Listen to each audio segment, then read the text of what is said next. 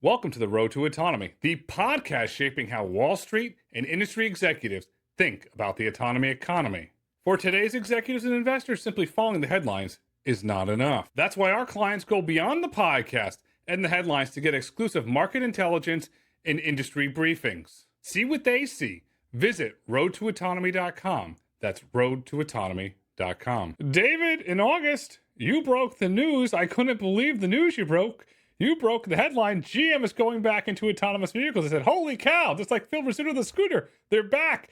And then this week, you're in New York, you interviewed Sterling Anderson, and you got some details of where they're going. What did you learn this week? So they are going back, I guess you could call it level 3 autonomy, but it's hands-free, eyes-free. I hate level 3 autonomy as a term because it's very ambiguous, and everybody's system does something differently than everybody else's, and it doesn't really tell you what's going on. So in GM's case, you're going to be able to go hands-free, eyes-free 2028 in a Cadillac Escalade IQ, which is the electric version of the vehicle. And they want to push to other vehicles pretty quickly beyond that. And Sterling also told me that they want to get into, it's just on highway use. They want to get into urban areas. They want to get to surface streets after that too. They didn't give any timeline on expanded vehicles and expanded geography, but they're doing a lot of work here. And that's almost 3 years away. So you got to figure that they will have time to make progress between now and then. But look, they're bottom line is they're very serious about this. This event was very interesting because Sterling and Dave Anderson, who's their head of software services, they were the stars of the show.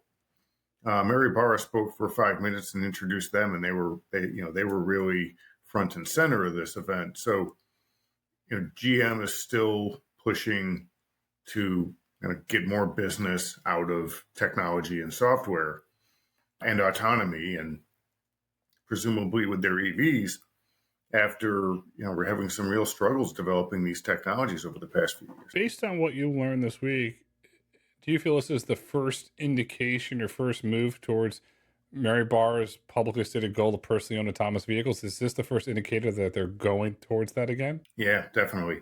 An interesting comment when I was talking to Sterling Anderson about this, and we had some time one-on-one to chat about what they're doing. He confirmed what I had reported in August, which is that they have hired back a lot of the people from Cruise, and they have hired others from other companies, brought in some autonomous talent. And then I'm going to read you the quote here he gave me. He said, "I would have been a strange choice for chief product officer if the company wasn't committed to autonomy." So he took the job figuring, former Aurora guy, worked on, I think he worked on autopilot at Tesla. So his career's been autonomy. And his PhD thesis was on self-driving or assisted driving technologies. And so I think he came to the company expecting to do that stuff, and they clearly weren't, they were hiring him to give him some money and some free rein to do it. Well, he's got the manufacturing capabilities to do it with GM, but GM's culture around autonomy has been 100 miles an hour, reverse, okay, we're going to start again. And then there's been these, if you want to call them start-stops. Do you think this time is, I don't mean to be rude or disrespectful, but is this time for real? Look, it's a fair question. We were talking about this. I was on Matt Miller with Bloomberg TV, and Hannah Elliott, who's our auto critic, did their podcast yesterday. And they were asking me about the same thing. And I said, look, when they shut Cruise down, their investors applauded it by buying more shares. Stock went up. GM went through some really tough times with regulators and some serious legal issues with Cruise. And, GM doesn't like to get beat up by regulators and deal with lawsuits. They've had a couple big recalls, right, in the past decade. Fires with the Chevy Bolt, ignition switch. There's a very visceral reaction when part of their business brings that kind of scrutiny, pressure, and punishment. So, and you and I talked about this. I think when Cruise was shut down, they said they were going to continue developing a personally owned autonomous vehicle. But I thought to myself, you're never going to see that car. The shareholders don't want them spending money on it. General counsel didn't like Cruise as a business. and it brought them a lot of headaches. But here we are. So your question's really valid. I think this time is different for a couple of reasons. From the investor side, they're already making money on Super Cruise, on that service. I think they said that and OnStar are about $2 billion a year in revenue. Margins are about 70%. So it's a business. Now that, $2 billion a year isn't huge for GM's revenue, but those kind of margins, that's real money for the company. And, every bit of consumer research I've seen on systems like Super Cruise, Ford's Blue Cruise, the systems that Tesla, BMW, and Mercedes have out there, consumers like them and they want them. On road trips or, bumper to bumper traffic, when it's not fun to drive, they don't want to drive. So GM sees a real business here, whereas robotaxi, it's not clear that anyone's going to get a return on that investment. And it's a big investment for a very long time. Technologically speaking, if you look at what GM's doing with this, this is Super Cruise that's being super advanced. Interestingly, they did not brand this as Super Cruise 2.0 or Ultra Cruise or anything like that. So branding is TBD on this 2028 system, but they're taking a system that's already a going concern, has not had safety issues, accidents, deaths, and so forth on the highway, makes money from customers, brings in revenue, and they're building it out. So lower risk, clear line of sight for what the business model is. And now they've got software people and talent and a software architecture to build it. So with all that in mind, maybe I should have just said, yes, I think they're serious about it and go through all that. But yes, I think they're serious about it for all those reasons. Super Cruise has driven over 700 million miles, and GM's last quarterly filing, we saw that it is highly profitable. And on Tesla's earnings call, we got the number that 12% of all Teslas have FSD active and they're paying for it. So is GM looking at that potential modeling and saying, okay, if we get X percent of our fleet, revenue can be X, and then this is really where we want to go? And that, do you think investors will go along with that, since one, it's not enough revenue to move the needle at GM, but there is profitable revenue there, that they will continue to give the GM board and leadership the runway they need to build this business? Yeah, it does. So if you look at, GM shares are up about 15% in the past week. This past week, because they beat on their earnings estimates and they raised guidance for the year. I'll get to what this means for their autonomous business in a second, but the clarity that they gave on earnings was they can manage the tariff costs. And they didn't come out and say it, but investors now know, after GM took the big charge for its EV business, $1.6 billion, that the company's not going to add a lot more investment to electric vehicles. And they don't need to. They have a dozen models and a couple of battery plants. A third one is planned if they actually go through with it. That's a lot of capacity and a lot of nameplates for EV. And if you look at what's been holding GM shares down, and really every conventional automaker for the past few years, it's been the EV question. And GM's value basically was like a discounted value of the cash flow from their internal combustion business. And what investors feared is that over the next 5 years, that goes away. That revenue slowly goes away and is replaced by electric vehicle revenue, the profitability of which nobody could really predict. So that's what made investors worry about GM and other conventional car company stocks. So investors are seeing that risk has gone away because internal combustion vehicles are going to be sold for a long time. The investment is written down for EVs. And this AV stuff they're talking about is at a minimum icing on the cake and could be more. So you look at, GM sells a couple million vehicles a year. And if they get, a third of those, quarter of those, all of those, whatever amount you want to assign to buy into Super Cruise, it's easily scaled because there's not a lot of investment to do it. You're just putting the hardware is in the vehicles, you're just putting more software in the vehicles and activating it and maintaining it for people. It's very profitable stuff. And then they're now these days they've had their divorce with Honda on technological development, but they're joined at the hip with Hyundai. What if they license that to Hyundai? What if they license it to Honda or other automakers? There are a lot of possibilities here. And it's not like electric vehicles where you need a certain amount of sales to get scale. Once you get that scale, you need to keep building on that to make it profitably. So, even if you grow, it's profit uncertain. It's not like robotaxi where, and you and I talked about this a million times, it was Wild West in terms of, predicting future profitability. And my view on it, after doing a story a few years ago, talking to Avis and how they, their costs for maintaining and running a fleet, which, by the way, does not turn itself over as often as a robotaxi fleet would. Just keeping these cars cleaned and maintained, it was pretty expensive. It's a pretty expensive business. And then you're maintaining a neural network and you're hiring some very expensive, very talented people to develop these vehicles. And the cars themselves are expensive because of all the sensors and software systems, chips, hardware, everything on board. I just never really saw how anyone was going to quickly make money on this. Look, crucially, Alphabet does not break out wingless profitability on this, at least not the last time I looked. We just don't know where you're going to make money on that stuff. And it's tough for investors to really gauge that. What they're doing now, GM's starting to give a little more clarity, but it doesn't require a big investment. They're already there. They already made that investment. I mean, we've seen Paul Jacobson over the last 2 weeks doing I call the financial news rounds. And he's basically saying, ice, baby. The ICE engine is powering profits again. And if you throw autonomy in there, it's ICE, personally owned autonomy. So it's going to start in the 2028 Cadillac Escalade IQ.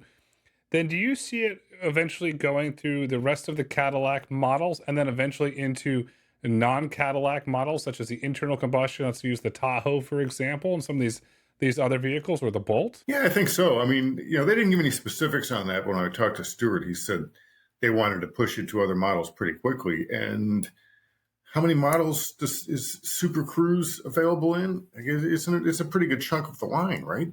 And even some of the cheaper models. So assuming they don't have any safety hitches with this new system, yeah, I think it goes pretty quickly through the lineup. We'll see, but that's kind of what Sterling indicated to me, is that they wanted to push it to other vehicles pretty fast. They're going to push it to other vehicles, use the term quickly, but then if I'm putting on my regulatory hat, outside of the EU, we have not seen a comprehensive insurance policy yet for personally owned vehicles that is eyes off. Do you think GM give you any insights into how these are going to be insured? Are they going to work with an insurer? Because if I'm an insurer, you're adding a new risk into the actuary table here. We didn't talk about that. I mean, that's something that's always been lurking in the background. And people sort of, it's a great question on your part, because people talk about these things secondarily. I mean, you think about with EVs, think about the insurance issue there. These are extremely heavy vehicles that if they hit another one, they're going to do some damage. And they're also expensive to repair themselves. And no one really thought about that until they went out and bought an EV, and then they got their insurance. They looked at their insurance bill after they were already, 2/3 of the way through the process at the dealership. Then you're in the F&I office and you're looking at your new insurance rates. Like, oh, damn. So what is it on, on some of this stuff? I think it depends on, well, clearly one thing, it'll depend on the safety record of the vehicles, right? If the systems actually prevent accidents because they are basically super advanced active safety systems, maybe you could lower your insurance.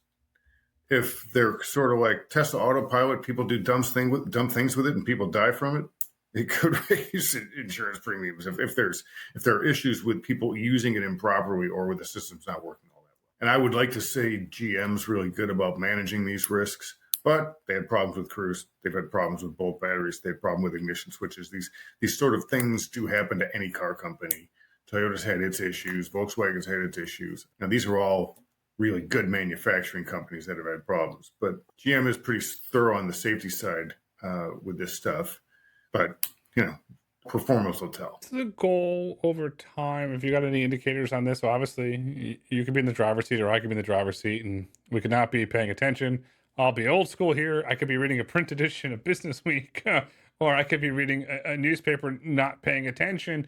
Is the next step then to allow me to go into the back seat of the vehicle? Is that with the architecture of where they eventually want this to go? It is, but that's a big step. One thing that was interesting, by the way, is that they had a demo just sitting in the studio. We couldn't drive it or ride it or anything like that, of the Escalade IQ. And it had a movie screen in the dashboard showing an episode of White Lotus. The implication kind of being that maybe you can watch movies while you're driving because it's hands-free, eyes-free. But because it's not a system that can go off highway, you're always going to need someone in the front seat. Now, Sterling's saying they want to get this thing into urban areas. So I guess, yeah, if you can drive it everywhere autonomously, then I think the goal is to allow the driver to sit in the back seat, take a nap, or whatever. You're on a road trip and you got a bunch of people instead of the front seat sitting in the back seat on the way to a game with a keg, tailgating in the vehicle on the way there.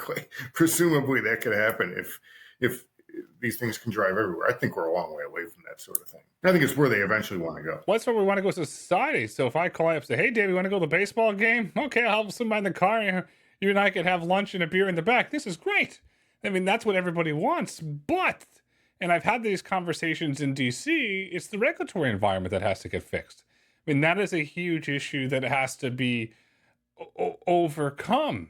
Is GM thinking about these long-term potential regulatory issues, where this could go? And I asked on the backside of that, any indicators of when they'll remove the pedals and the steering wheel? Because when you do that, this is a technical, it still has to go through regulatory approval, but when you remove the steering wheel and the pedals, there is no legal way for you to take over. So technically, I'm not a lawyer, you can have an open beverage in the vehicle. I think eventually they do, but was it last year when GM withdrew their application for the Cruise Origin to take the pedals and all that out? Look, it's, we're 2028 when GM's going to launch this system. So that's a few years away. In between now and then, you're going to see those bills introduced in the House and Senate for federal rules for AVs, for trucking and for robotaxi probably get passed, and then you'll see NHTSA develop rules, Transportation Department develop rules around them. And I think all of that happens in between now and then, and the launch of this system and other systems. And I'm sure they're talking to the federal government, the Trump administration, people in Congress who have an interest in this and who are pushing these bills. I know those conversations are happening, not just with GM, the whole autonomous and auto industry. They're all pushing on this stuff. And I'm sure they would not want lax rules, but they do want rules so they know how to do this. Actually, if I'm someone like General Motors and I'm cautious over the debacle with Cruise, I might want some pretty tough rules so that a less cautious competitor doesn't get out there in the market and offer a system, beat me to the punch, get customers, and then have problems that make this a troublesome thing on the road and legally and legislatively for the entire industry. Remember, after the Cruise mess, you and I talking to a lot of people, the government affairs side of the autonomous industry, worried that those regulatory problems with GM and Cruise were going to kind of come back and haunt everybody. I don't think they really have, honestly. I mean, Cruise was shut down less than a year ago, and we've got bills in the House and the Senate to take vehicle controls out. Tesla's got 18 people who have died with problems with autopilot. That hasn't done it either in terms of slowing down legislative progress.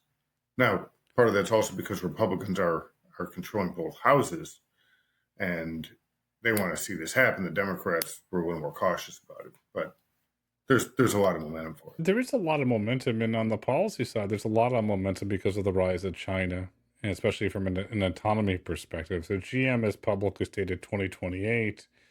Do you think that they're feeling any pressure from the rise of personally owned autonomous vehicles emerging from the Chinese market, and also the robo-taxis that are seemingly taking over Europe day by day? Are they feeling any of that pressure to put out a compelling product in the market to compete with, which is eventually going to come at some point? I think that's one reason they're pushing this, is the same reason they're still pushing electric vehicle technology, right? Even though the Trump administration wants nothing to do with electric vehicles, and it's lost their momentum in the U.S. market, They don't want to be flat-footed if BYD or Xiaomi or one of these companies gets into the U.S., mainly BYD, but any of them. And they're all developing AV technology over there. And you are seeing a lot of AV developments in Europe. I mean, look, Stellantis working with Pony, but that's a European deal. They're not doing it in the U.S. So everybody's working on getting it out there in these other markets. So you have to develop it here, and that's GM's biggest market is the U.S. So if they're going to get scale on any technology they develop, they have to make it work here. So yeah, I think they are. I think it's going to be tough to just unbox Chinese or European-based technologies here, especially if they are developed and in any way run by Chinese companies, because of some of the actions we saw at the end of the Biden administration, kind of keeping Chinese connected vehicles out of the U.S. That's a pretty big burden, and I don't. The Trump administration hasn't touched that stuff because it's largely seen as sort of intelligence related, national security related actions by the administration to keep Chinese connected vehicles out of the U.S. And I think that, and hasn't really been discussed a lot, but I still think that Waymo has a risk with Zeekr because the Trump administration could turn up the heat at some point. They could. It's funny we haven't heard much about that, but in terms of the legislation that we've seen affecting automakers from the Republicans and from the Trump administration, it's all been tariffs and wiping away all the EV tax credits. They haven't, other than proposed legislation, and is that stuff even going to be voted on before the end of the year? It's hard to see. Is the government even going to be open before the end of the year? I think that's the first question that we have to ask. I've noticed in Waymo's press releases or public announcements where they're announcing a new city, certain cities, they're naming the vehicle that's going there. The one that really caught my eye was Nashville. To me, it seemed like Waymo went out of their way to say this would be the Jaguar I-Paces, not the Zeekrs, because if you look at the polling coming out of Tennessee, Marsha Blackburn, a well-known China hawk, is going to be the next governor. Could you imagine somebody telling the governor, there's Chinese vehicles that the Chinese government controls rolling on the streets of Tennessee? She'd have a cow. And so it seems like they're starting to get very selective of where they're getting ready to put these Zeekr vehicles, because I believe somebody inside of Waymo understands the political risks that are there. Well, there is, and especially with Trump, right?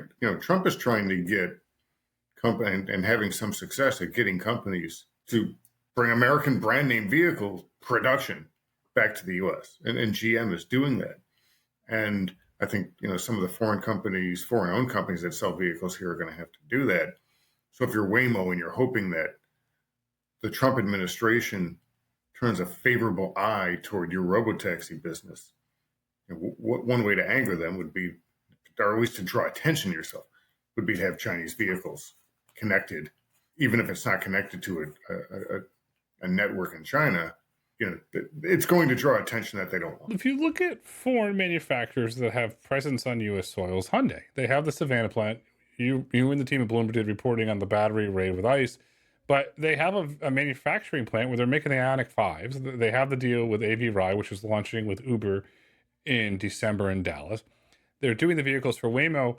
Why do you think we're not getting more news out of Hyundai as it relates to this IONIQ 5 platform, which I've been to an engineering teardown of one of these things, and it's a great vehicle to build an AV system on? I sort of feel like they're in a bit of a holding pattern at the moment, and all the Korean companies maybe are, because they want some clarity and probably some way to expedite getting talent to be able to work in the U.S. without stuff like they've said that, right? Jose Munoz, CEO of Hyundai, told us that some of the projects that they have in Georgia would be delayed because they can't get their workers to come over here. So, I think any investment, any activity the Koreans make over here, and look, Hyundai as a company is going to be working in lockstep with the Korean government. They're going to want assurances that they're going to be able to do this stuff without, ICE raids and renewed tariffs and anything else that's just going to harm their ability to do business here.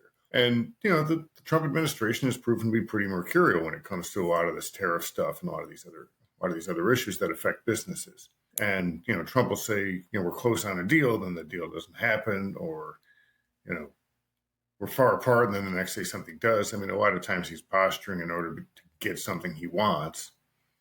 but that makes it difficult for businesses to predict and forecast and then plan.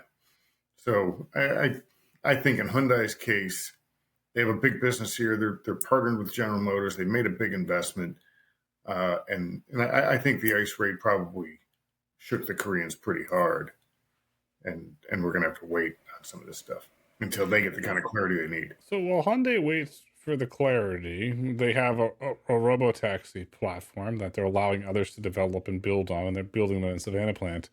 GM has expertise in building autonomous vehicles. Do they ever spin up a line to do contract manufacturing for a large robo-taxi company? First of all, would that ever happen?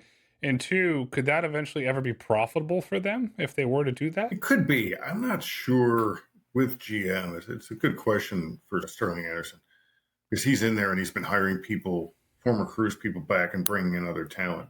So clearly GM would own all of the patents, intellectual property for the Cruise vehicles. They still have that technology. How quickly could they get that going again? And do they want to go into city by city by city to develop that? Would that effort run parallel to what they want to do with personally owned AVs? I would assume it does. But then to your early question about insurance and liability, if GM's the vehicle maker on a robotaxi, even if somebody else is running that service, Uber or Lyft, anybody like that, are they carrying the liability? And would they want to? It could be a profitable business for them. I think licensing is the way to go here. And a lot of the trucking companies you're seeing are going with the licensing kind of model. But, in GM's case with robotaxi, how much risk would they bear?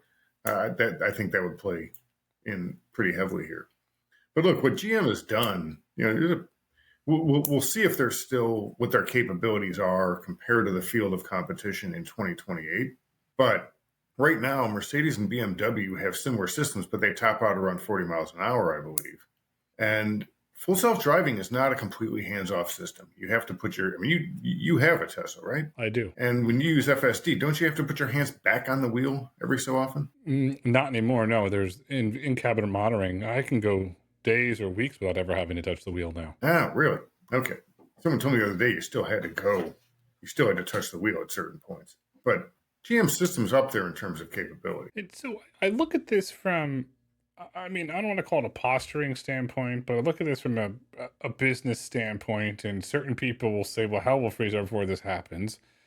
But based on your reporting, you've done an excellent job on, it seems very clear to me that GM is laser focused on personally autonomous vehicles, and that's the mission, that's the North Star, that's where they're going to go.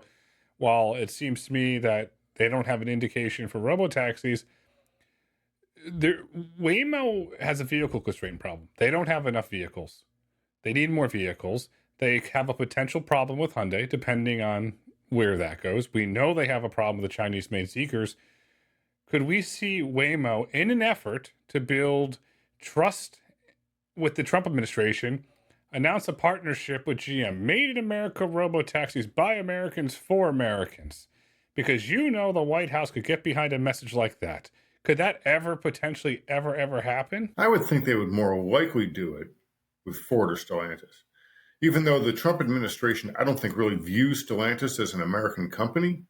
If the vehicles that in question were made in a U.S. plant, they would support it. But I would almost see Ford as more likely because while they do have Blue Cruise, they don't seem as aggressive in developing their own level 3, level 4 type systems as GM is. So would GM want to build for Waymo when they're working on their own stuff?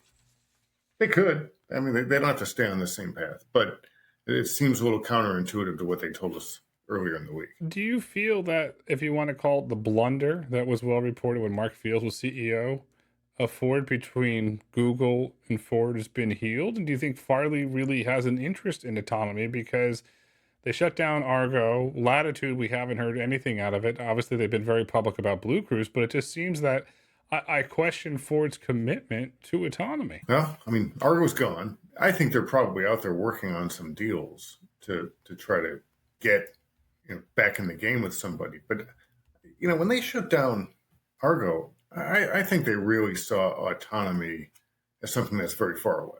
And honestly, I don't see a big commitment I don't see any commitment from Ford on autonomy. I certainly see a commitment on active safety and driver assist, but on autonomy, where do they even have like a dog in the fight at the moment if they don't find a partner and do something, which I think they will, but that doesn't make them internally committed from an engineering and technology standpoint. So, do you see Detroit emerging where GM under Sterling builds an in-house program, and then Ford turns to licensing instead of a major investment like they made with Argo? They turn to Wave, or they turn to Neuro to license that stack and integrate it? Yeah, probably, but I'm not sure GM doesn't license it in terms of full level 4 or 5 autonomy either. At some point, they could. I do remember when various points when I was reporting, it might have even been for when I was working on the book, talking to Mark Royce, the president of GM, about this. Or maybe it was a story I did on why GM bought Cruise, but what he told me is that the technology you develop for Super Cruise and even Ultra Cruise, which they killed off, but they were talking about which was like Super Cruise on steroids, and the way you've developed technology for Cruise when they had it were very different. One was, super advanced safety systems and just iterating them better and better and better. And then, the autonomous system with Cruise is developed to take the big plunge and go full driverless all at once. That doesn't mean you can't get to the same place going either way, I guess. But I wonder how far you can get developing things like Super Cruise or Blue Cruise or these other systems and just pushing them further and further, as opposed to having a truly level 4, level 5 dedicated system like Waymo has. I don't know the answer to that, honestly. I could see GM licensing an L4 system, but then going back to your reporting, I question it because we've seen them remove CarPlay, Android Auto, and it seems based on everything that they want to bring everything in-house, and they're also developing at the media event that you were at, a central computing platform to control everything. And when I read the press release, the fine print said, I'm going to paraphrase this here, but better over-the-air update. It was like, okay, Sterling's starting to make this more like a Tesla where the vehicle's getting smarter. Yeah, and the way they described it to me, that whole vehicle computing system, bumper to bumper, they're developing that controls everything, and developing that in-house is kind of, that system's supposed to be ready in 2028 when they're when they're running the self-drive system in the Escalade IQ. So the compute platform enables that, and over-the-air updates and a lot of other stuff. So look, I think they do want to do it in-house, but it's also a very difficult challenge. That's what I'm saying. So I'm not totally convinced they wouldn't end up licensing somebody else's system. And look, they shut down Cruise because of the development costs. So if it gets too expensive to develop their own system in-house, then maybe they go a different direction. And they were arch enemies of Waymo, so maybe they would license Waze's system instead. Who knows? I mean, we're looking way far out on this. That's the fun part about this, because we can speculate. Let's hypothetically say nobody will remember what we speculated in 5 years, so we can say whatever we want. Exactly. So that's a very, very good point. Hypothetically, let's say the compute platform works and it's a proven success and it meets all the benchmarks, ASML, every safety benchmark out there. Then do we see, this is based on Sterling's history here, do we all suddenly see GM look to design and develop their own chip and have Taiwan Semi manufactured for them, and they start to more vertically integrate? They were kind of developing their own family of chips in order to be able to reduce the number of them. Do they have the expertise to design their own chips for this stuff? That's tough. I mean, Dave Richardson, who's their head of software, he and I were talking about Thor, the NVIDIA chip, and what it can do. And what the newest version of that came out earlier this year. That, from what everyone in autonomy has told me, like Thor does a lot for them in terms of reducing the number of chips, increasing computing power on board that really enables driver assist and autonomous vehicle systems. So would they need to, with someone like NVIDIA out there, really having the expertise and pushing ahead in that game? There's, GM's taken on some risk here by developing their own computing platforms, even though they've got partners on it. I mean, they're working with Google and Microsoft on a lot of this stuff, but they've had some issues here, like with the Chevy Blazer and software glitches with their own internal system. They've worked the bugs out, or I think a lot of the bugs out on this, but there is risk that it's not their core business, but it's core to their business, and not letting the experts do it and trying to develop the expertise in-house. It takes time. It takes time. There are risks, but they do have the cash flow to hire the engineers and the designers to build the chips. They clearly have the desire, and they clearly have a desire to own and control everything. They also have a desire to buy back shares. Yes, that is a very important part. Invest or buy back. Invest or buy back. That has to be balanced. But at the same event that you were at, they announced that they're going to put Gemini in the vehicle for conversational AI. And then in typical GM fashion, the next line in the press release says, until we get our own system working.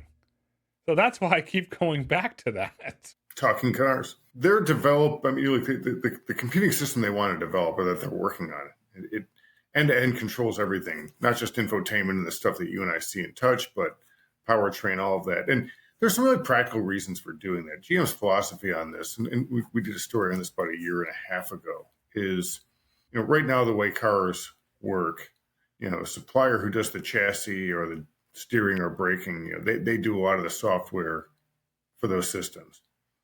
And then it's up to the automakers when they buy these systems to plug it into their master system, and so all this stuff kind of gets Frankensteined together. And it's a lot more lines of code and a lot more chips than they would prefer to be using. And look, we got the Nexperia issue in Europe. We've had chip shortages before. Everybody wants to reduce that. So you reduce lines of code, you reduce chips. It's just a smarter way of running your business. But it's also a more, I think, seamless experience for a driver. I mean, look, you test drive different vehicles. I get to kind of sit in different vehicles, and I can tell you, just plugging in the current version of CarPlay and getting a consistent experience on the screen in the dashboard can be difficult. Like, it just will quit out on you while you're driving for no reason whatsoever in certain brands. I've seen it happen. I see it happen a lot with brand new vehicles, brand new systems. So even though CarPlay's been around a long time now and should be seamless, and I don't know if it's Apple's fault or the company that develops the vehicle where I see these things kind of crap out, but it does happen. So, like that's not a perfect system either. And GM's philosophy on this is, and by the way, they're not alone. Rivian, Tesla, and Mercedes all do this too. They all have kicked CarPlay out of their vehicles. They use some Apple apps in their systems, but they kick CarPlay out. They all see a more seamless. If it's all one software system and one set of chips working in concert, presumably it's a more seamless experience for the customer and more consistent. I own a Tesla, and I don't miss CarPlay. I like the Tesla interface. Do you see in any reporting where CarPlay and Android Auto are still a determining factor, or is that phase kind of diminished? It still is. You still see customer research where people really want their CarPlay. I don't think that lasts forever necessarily if the car companies can develop their own system, and it's good, and Tesla does. I've driven GM system. It's pretty good, and so is Rivian's, but I'd have to check. I know GM at one point wanted to get Apple Music in their cars. Tesla has it on its system, right? You can get Apple Music in your car. I'm pretty sure Rivian does, pretty sure. So if GM can get access to it, and Mercedes can, and anybody else who has their own system can get access to Apple Music, you're kind of in business, right? Because the only other thing you wouldn't have is Apple messaging, and Apple won't give that to anybody, or at least they haven't so far. I don't see the big deal there. I never text in the car, not even with voice command. Like if I need to communicate with somebody in the car, let's say I'm driving and you send me a text message and I get an alert on my screen, and I look down at my phone really quick and you say, "Hey, do you want to do the podcast this Friday?" I'll just call you. I'll just say, "Call Grayson Brulte," or as the system in my car says now, Grayson Brulte, and I'll just call you and we'll talk about it. Like I don't need to dictate a text and then read it and do it. It's so inefficient, but a lot of people do want that, and I think they just like the very simplistic system that Apple has. They're just used to it. It's just human inertia. But if somebody can get a good system out there and market it as being having a great HMI, and then people get used to it, great. I mean, think about our habits of watching TV over the past 20 years. You had one cable system, and if they told you 20 years ago that you'd have to have Hulu and Paramount Plus and all these, other things to watch this game and that game and this movie, you'd hate it. And honestly, probably most people do hate it right now, not having it all in one cohesive system. But they still watch all the stuff anyways, unless it costs too much money. For example, I was going to watch the Giants this weekend, but YouTube wanted extra money on me. I'm like, okay, just not watching the Giants this weekend. If you ask people for more money, they won't do it. But if you give them a good experience and it's the same cost or less, you might be able to pull them in. GM could build a user interface experience very similar to Tesla's. They've got a winning hand and they've got a very compelling argument. Putting this all together and looking out towards 2030, where do you think GM is? Well, in my book, I said that their electric vehicle efforts and stuff they were doing with autonomy would keep them relevant. I didn't believe that they were going to double their revenue and, steal all these buyers on the coast necessarily, although they've done a good job of gaining market share in the U.S. I think the partnership with Hyundai for GM is pretty crucial because they're not just sharing technology and vehicle development, although that is big if you're competing with the Chinese because you're getting more scale, and Hyundai can get some of GM's bigger vehicle architectures, GM can get some of Hyundai's smaller ones. But they're also doing, to me, the most interesting part of that is they're targeting growth in Central and South America. Remember, under Mary Barra, GM has gotten out of a lot of markets, exited Europe, Russia, India, Southeast Asia, Australia, and South Africa. All places that 15 years ago everybody said you had to be a successful multinational company. I think once you start working with somebody else and you can actually kind of piggyback each other's resources, they're going to try to grow again. So I think 2030, they're going to they'll have a better presence than most in electric vehicles, and because I do think there are buyers for EVs. It's not 30% of the market. It certainly isn't 50% of the market. I think it's a big chunk of luxury, and some other people are going to buy in, and they'll be significant there. I think they're going to have some, I don't know about the other software services that they can't seem to articulate, but the software services where you have assisted driving, level 3 kind of stuff, I think they're making pretty good money there. And I think they'll be trying to push to grow their presence in some other markets outside the U.S. Where, I don't know. I don't think they'd go back to Europe. Europe's a very tough market. Everybody's there, including the Chinese. It's just tough to get any kind of pricing and profitability there, and it's all smaller vehicles.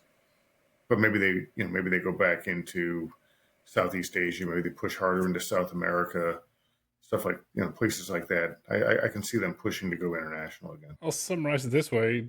GM's poised for growth, and as news breaks on GM or all things in autonomy, we're always going to have you on because I love having our conversations. And until next time, the future is bright, the future is autonomous, the future is personally owned AVs.